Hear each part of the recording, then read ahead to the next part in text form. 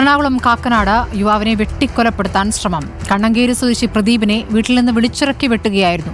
കഴുത്തിന് വെട്ടേറ്റ പ്രദീപിന്റെ അവസ്ഥ ഗുരുതരമാണ്. പ്രദീപിനെ ആക്രമിച്ച രഞ്ജിത്തിനും വെട്ടേറ്റിട്ടുണ്ട്. മുൻ വൈരാഗ്യമാണ് ആക്രമണത്തിന് പിന്നിലെന്ന് പോലീസ് പറഞ്ഞു. സൈഫിനിസ അലിയറാണ് വിവരങ്ങളുമായുള്ളത്. സൈഫിനിസ, ഇതെപ്പോഴാണ് ഈ സംഭവം ഉണ്ടായിരിക്കുന്നത്? എന്താണ് പോലീസ് നൽകുന്ന വിവരം?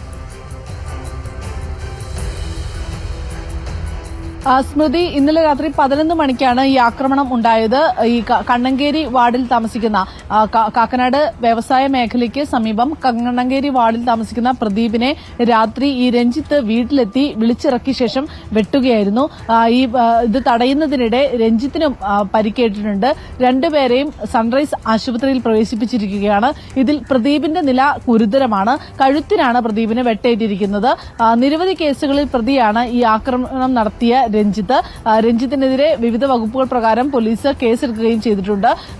ഈ നേരത്തെ തന്നെ ഇവർ തമ്മിൽ മുൻവൈരാഗ്യമുണ്ട് എന്നാണ് പോലീസിന് അറിയാൻ സാധിച്ചിരിക്കുന്നത്. ഈ പ്രദീപിന്റെ നില ഗുരുതരമായതിനാൽ തന്നെ വിശദമായ മൊഴി പോലീസിന് രേഖപ്പെടുത്താനായിട്ടില്ല. വിശദമായ മൊഴി രേഖപ്പെടുത്തിയ ശേഷമാകും അറസ്റ്റ് നടപടികളിലേക്ക് കടക്കുക.